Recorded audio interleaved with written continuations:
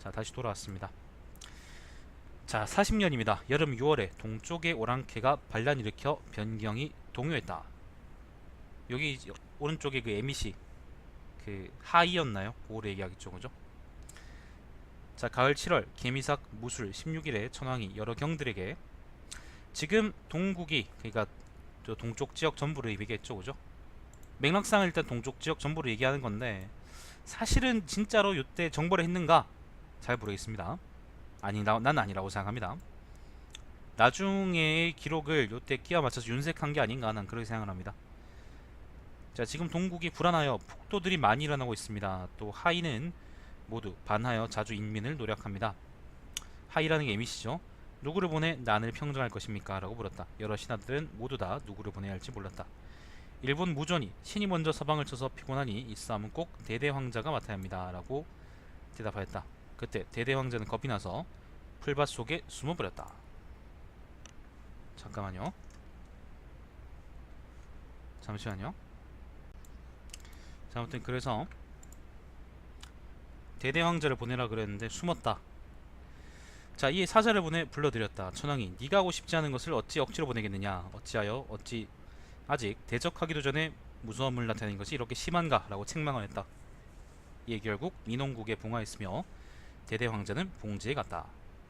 자, 능력이 없는 사람은 민홍으로 보냈답니다. 민홍욕이었죠.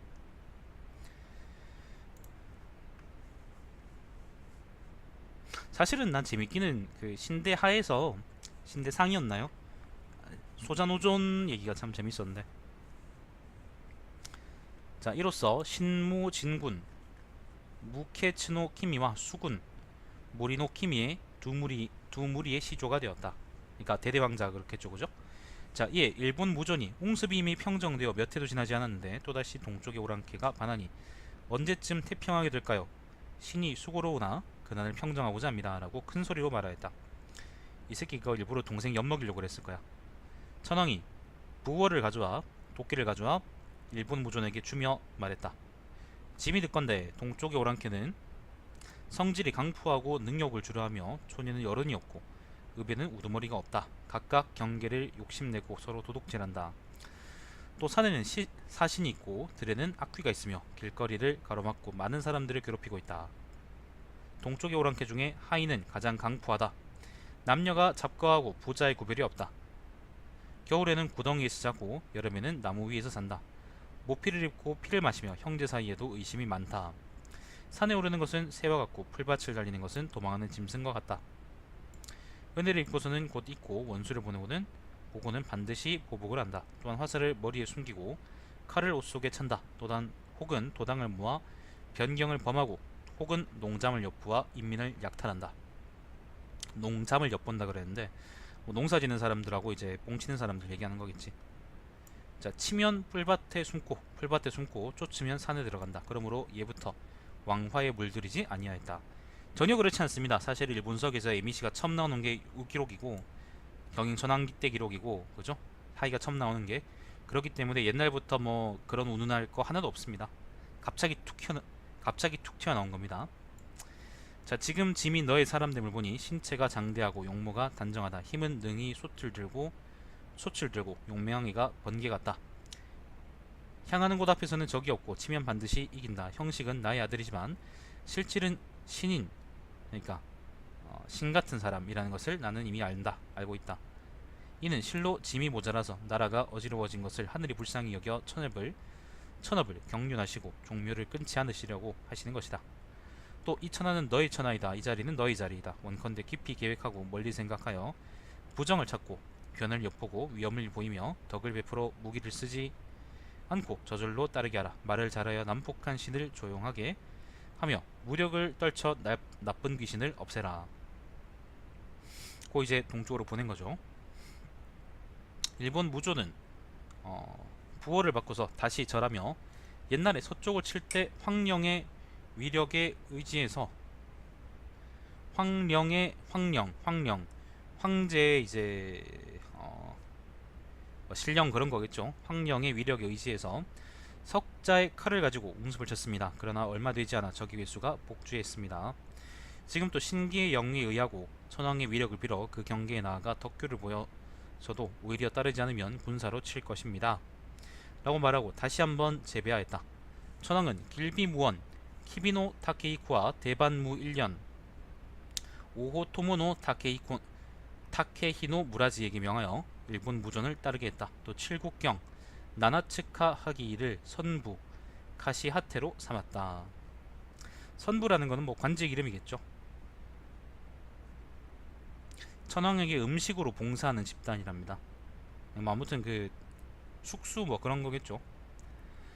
자, 겨울 10월입니다. 겨울 10월 임자삭 개축일에 2일에 일본 무전이 출발했다. 무오 7일에 길을 돌아 이세신궁에 참배했다.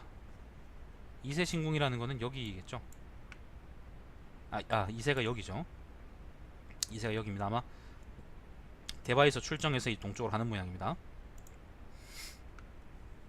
자, 웨이희명에게 지금 천황이 명을 받들고 동쪽을 정벌해 장차 반하는 자를 추살하려 합니다. 그러므로 작별 인사를 합니다. 라고 했다. 이때 웨이희명은 초치검, 우리가 구산하기의 검이라고 부르는 그거죠. 초치검을 일본 무전에게 주면서 삼가하고 게을리하지 말라라고 했다. 이에 일본 무전은 처음으로 준하에 갔다. 자, 이해에 일본 무전은 처음으로 준하에 갔다. 준하라는 거는 수루가라고 했습니다. 수루가. 일본 뭐 요 지역을 수루가라고 하죠. 그런데 과연 그랬을까라고 한다면 저는 잘 모르겠습니다. 진짜로 그랬을까? 자, 그곳에 있는 적이 따르는 척하면서 이들의 사슴이 많이 있습니다. 내뿜는 숨은 안개와 같고 다리는 무성한 숲풀과 같습니다. 들어가 사냥합시다 라고 속여 말하였다. 일본 무전은 그 말을 믿고 들에 들어가 사냥을 하였다. 적은 왕을 죽이려고, 여기서는 이제 일본 무전을 얘기하겠죠. 들판에 불을 질렀다. 왕이 속았다는 것을 알고 즉시 부싯돌로 불을 내어 뒤쪽을 불태워서 죽음을 면하였다. 왕이 하마터면 속을 뻔했구나 라고 말하였다. 곧 그 적들을 불질러 모두 멸하였다. 그러므로 그곳을 소진 야키츠라 했다. 또 상모 사카무로 나아가 상총 카미츠 후사로 가려고 했다. 상모라는 거는요, 상모하고 상총이라는 거는 여기가 스루가 있죠, 그죠? 그 준하, 여기가 상모입니다. 상모 사카무라는 지역이고요. 나중에 사가미라 불리는 지역입니다. 그리고 상총이라는 것은 여기입니다. 여기가 동경이고요. 지금의 동경이고요. 상총이라는 것은 여기인데 나중에 카즈사라고 불리는 곳입니다. 카즈사. 자, 상무로 가서 뭐 상총, 네, 상총으로 가려고 하였다. 바다를 바라보고 작은 바다에 불과할 뿐이다. 뛰어서라도 건널 수 있으리라 라고 크게 소리쳤다. 그러니까 여기 그 상모에서 여기 요 바다를 건너서 가려고 했다. 그런 말이죠, 그죠?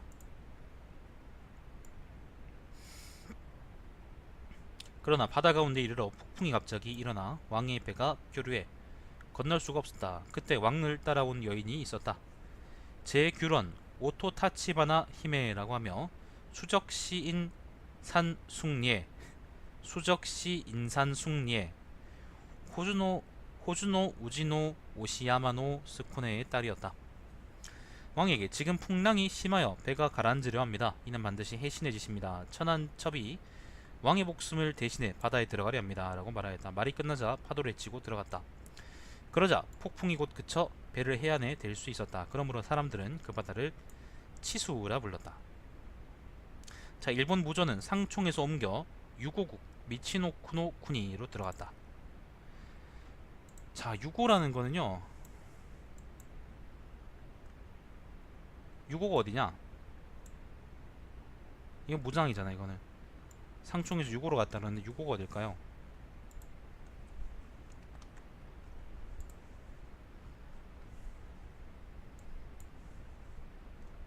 어dim? 갑자기 위로 갔다고요? 상총에서 갑자기 여기 6호까지 갔답니다. 물론 이건 믿을 수 없겠죠. 그죠? 당연히 믿을 수 없습니다. 자, 6호라는 곳인데 지금의 그 저주받은 땅 후쿠시마입니다. 그 옛날 율령국의 율령이 이제 무스라는 곳입니다. 무스. 자, 유고로 갔다. 유고로 들어갔다. 그때 큰 거울을 배에 걸고 바다로 간 거야. 해로로 위포를 돌았다. 아시노우라. 위포는 어딘지 모르겠습니다. 그리고 비스듬하게 옥포 타마노우라를 건너, 이것도 어딘지 모르겠네요. 하이의 경기에 이르렀다. 하이에 에미시죠, 그죠? 괴수인 도진신, 시마츠카미와 국진신, 쿠니츠카미 등은 죽수문 타카노 미나토에 진을 치고 막으려 하였다. 어딘지 모릅니다. 그러나 멀리 왕선을 보고 미리 그 위세를 두려워하며 마음에 이기지 못할 것을 알고 모두 다 활과 화살을 버리고 멀리서 절하며 그대의 용모를 우러러보니 사람이 빼어나 보입니다. 신이십니까? 성명을 듣고 싶습니다. 라고 말하였다. 왕이 나는 현인신의 아들이다. 그러니까 신이 이제 어딥니까? 세상에 내려온 그 사람의 아들이다. 라고 말하였다. 하인은 모두 두려워하며 옷을 걷어 올리고 파도를 헤치며 왕선을 도와 해안에 되었다. 그리고 스스로를 묻고 복죄하였다. 그러므로 죄를 용서하고 그 괴수를 포로로 하여 가까이에 두었다. 하이를 평정하고 일고견국 히다카미노쿠니에 돌아와 서남의 상륙 히타치를 건너 갑비국 카히노쿠니에 이르러 주절궁에 거하였다. 자, 지금 쭉 돌아왔는데 유고국으로 일단 지금 보면은 그 뭐예요, 정황상 보면 상총에서 바닷길로 간 것 같죠, 그죠? 바닷길로 쭉 갑자기 돌아서 요 지역이 아마 그 당시에 사고를 쳤다고 하는, 그러니까 글상에서, 그죠? 글상에서 사고를 쳤다고 하는 그 하이에 이제 그 본거지쯤 되는 것 같은데, 요 지역으로 갑자기 들이쳐가지고 항복을 받고 여기서 서남 쪽에 히타치, 여기 상륙국 히타치 여기를 지나가지고 그 갑비로 갔다 그러죠. 갑비라는 게 어디냐면은 여기를 갑비라 그럽니다. 갑비. 주절궁이라는 게 뭐 여기라는데 잘 모르겠습니다. 일단 갑비가 여기랍니다. 그러니까 지금 좀 길이 이상한데 전체적으로 좀 본다 그러면은 여기서 출발해서, 그죠? 이세 지나서 그 다음에 미장은 지난지 언제 모르겠고 아무튼 갑자기 준하러 왔어요. 갑자기 수루가로 갔다가 그 다음에 상무로 갔다가 여기서 바다 건너서 상총으로 갔다가 상총에서 또 바다 건너서 바다를 쭉 건너서 유고로 갔다가 유고에서 히타치로 내려왔다가 상륙으로 내려왔다가 상륙에서 다시 또 여기 갑비로 내려왔다는 거예요. 실제로 그럼 이랬느냐? 아니겠지, 당연히, 그죠? 자, 이날 밤에 불을 밝히고 식사를 하던 중 노래로 시종을 듣는 이에게 신치와 축파를 지나고 몇 밤이나 잤습니까? 라고 물었다. 그러니까 신치하고 축파를 지난 지 얼마나 지났느냐 라는 건데, 신치는 여기고요. 대충 그럴 거라고 생각하는 겁니다. 축파는 여기랍니다. 그러니까 히타치에서 상륙에서 이쪽으로 이제 그 고개를 넘어서 왔나 보죠. 넘어서 이제 며칠 동안 행군해 왔는가 뭐 그런 얘기겠죠. 자, 모든 시중되는 자들이 능히 답할 수가 없었다. 그때 촛불을 잡은 자가 왕의 노래에 이어서 노래 불렀다. 일수를 헤아려 보니 밤으로는 9밤이고 낮으로는 10일입니다. 촛불을 잡은 사람을 칭찬하고 후하게 상을 주었다. 그 궁에 있으면서 인부를 대반년에 오호토모노 무라지의 선조 무일 타케히에게 주었다. 인부라는 거는 뭐 화살통을 짊어지는 병사라네요. 네. 자, 이에 일본 무존이 하이의 흉악한 우두머리는 모두 그 허물을 인정하였다. 오직 신농국 시나노쿠니와 월국 호시노쿠니만이 아직 왕화를 따르지 않는다라고 말하였다. 신농이라는 것은 요 지역, 여기 그 중부에 있는 큰 지역을 신농이라 그러고요. 시나노라 그러죠. 시나노 노쿠니 이렇게 얘기하고, 월국이라는 거는 요 지역, 우리가 얘기하는 에치젠, 뭐 월전, 월중, 월후 있죠. 요 지역, 요 넓은 지역을 이제 전부 다 그 월이라 그럽니다. 월. 아무튼 조 지역은 아직 따르지 않고 있다. 자, 라고 말하였다. 곧 갑비로부터 북쪽 무장과 상야를 지나, 무장은 무사시고요. 상야라는 거는 카미츠케랍니다. 를 지나서 서쪽의 데일판 우스 히노사카에 이르렀다. 무장이라는 것은 여기고 무장은 여기. 근데 북쪽이라 그랬는데 갑비에 있었는데 왜 이게 북쪽에 있는지 모르겠다. 자, 아무튼 무장하고 그 다음에 상야라 그랬는데, 상야라는 거는 지금의 군마입니다. 군마. 지금의 군마고요. 그때 이름을 한다 그러면은 고즈케. 그때 이름은 카미츠고 카미츠케고 그 나중에 이제 율령시대 때 이름은 고즈케랍니다. 고즈케. 자, 아무튼 무장하고 상야를 지나서 저기 어디야 대일판 여기 고개까지 넘어왔다. 근데 갑비에서 왜 글로 갔을까? 갑비에서 그냥 곧장 위로 가면 신농인데 그렇잖아요. 지금 보면 신농이 여기인데 신농이 요 지역인데 갑비가 여기거든요. 주절궁이 여기고 여기서 그냥 쭉 올라가면 여기가 이제 신농이란 말이야. 근데 왜 갑자기 또 뺑 돌아가지고 무장으로 갔다가 여기 어디에요 상야로 갔다가 여기서 이제 대일판으로 왔다고 했을까? 잘 이해가 안 되네. 뭐 한 번쯤 출연시켜달라 뭐 그런 걸까? 팔도강산 그런 것처럼 있잖아. 자, 이때 일본 무조는 매번 제규런을 마음에 두고 잊지 못하였다. 아까 바다에 빠진 그 사람 얘기하는 거 아니에요? 자, 대일령에 올라 동남을 바라보고 나의 처여 아이고라고 하며 세 번 탄식하였다. 그러므로 그 산 동쪽의 제국을 오유국 아즈마노쿠니라고 한다. 그리고 그를 나누어 길비무전을 월국에 보내어 그 지형이 험하고 시움과 인민들의 온순함과 그렇지 않음을 감찰시켰다. 아까 얘기했던 것처럼 월국이라는 거는 저기 그 요쪽 요 북쪽 지역을 얘기한다 그랬죠, 그죠?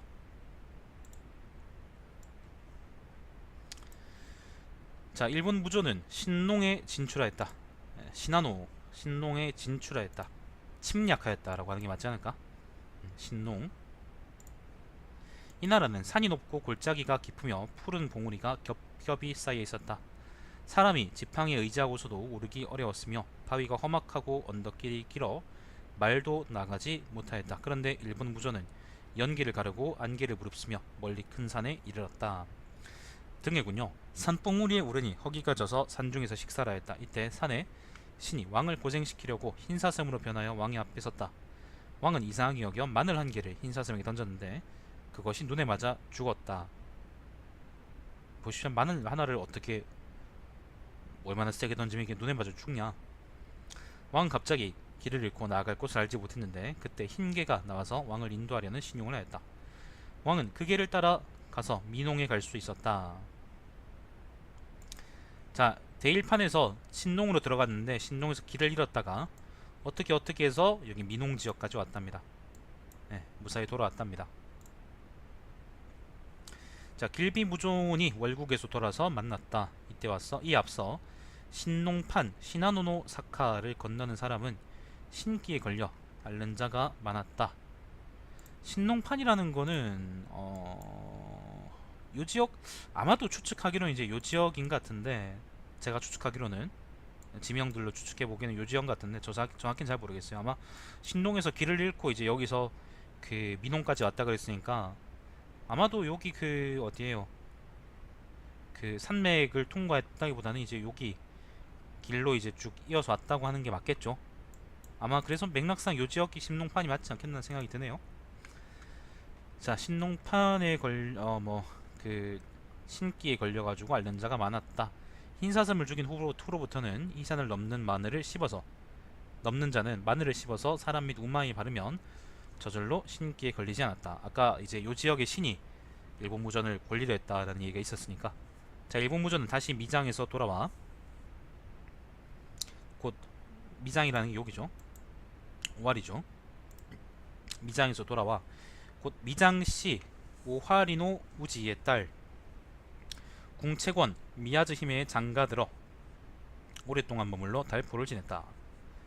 아까 그 제규는 어쩌고 이에 근강 아후미의 50집산 이부키야마에 거친 신이 있다는 말을 듣고 칼을 풀어 죄송합니다. 이에 근강의 50집산에 거친 신이 있다는 말을 듣고 칼을 풀어 궁채권의 집에 두고 맨손으로 나아갔다. 근강이라는 거는 요 지역을 이제 근강이라 그러는데 50집산이라는 거는 여기를 50집산이라 한다네요. 다른 말로 담취산이라 그러기도 하고.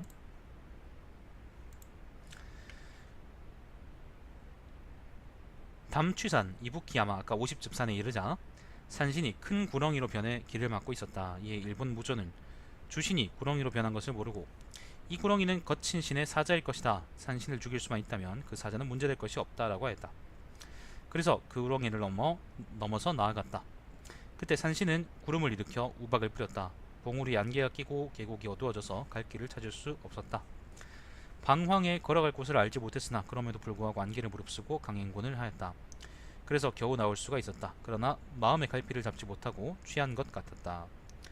그리하여 산 아래 샘 옆에 머무르며 그 물을 마시고 깨어났다. 그 샘을 거성천이라 불렀다. 거성천. 과연 이것도 지명이 있구나. 네. 여기서 길을 잃어가지고 아무튼 요 지역까지 왔다네요.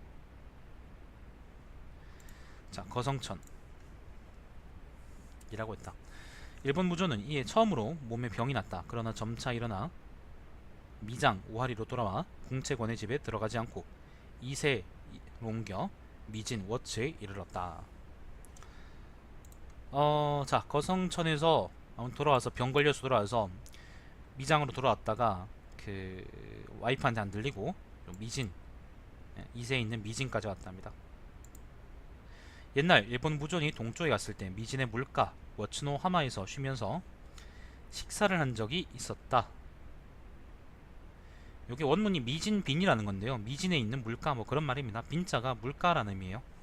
삼수변자에다가 순임 민자 썼는데, 자, 그때 칼 한 자루를 풀어서 소나무 아래에 두었는데 그것을 잊고 그대로 갔다. 그런데 지금 그곳에 와보니 그 칼이 그대로 있었다. 그래서 노래 불렀다. 미장에 곧바로 향한 소나무 한 그루가 가였다. 한 그루 소나무가 사람이라면 옷을 입힐 것을 큰 칼을 차게 해주었을 것을. 능포야 노부노에 이르러 병이 더욱 심해졌다. 능포야라는 건 뭐 여기랍니다. 대충 여기라네요. 즉시 포로를 잡은 하이 등을 신궁에 바쳤다. 죽였다는 걸까요? 자, 길비무전을 보내어 천황에게 신이 명을 천조로부터 받아 멀리 동쪽으로 한 길을 정벌했습니다. 신을 잃고 황희의 의지에 반역자를 복제시켰으며 거친 신이 스스로 따랐습니다. 그래서 갑옷을 벗고 창을 거두어 군사를 파하고 돌아왔습니다. 어느 날 어느 때에는 천조에 복명하려고 했습니다. 그러나 천명이 다하여 여명이 얼마 남지 않았습니다. 남은 생이 얼마 남지 않았습니다. 신은 홀로 광야에 누웠습니다. 누구와 말을 나눌 자도 없습니다. 그러나 어찌 몸이 죽는 것을 아끼겠습니까? 다만 뵙지 못하는 것을 걱정할 뿐입니다. 라고 말하였다. 그리고 능포야에서 죽었다. 그때 나이 30살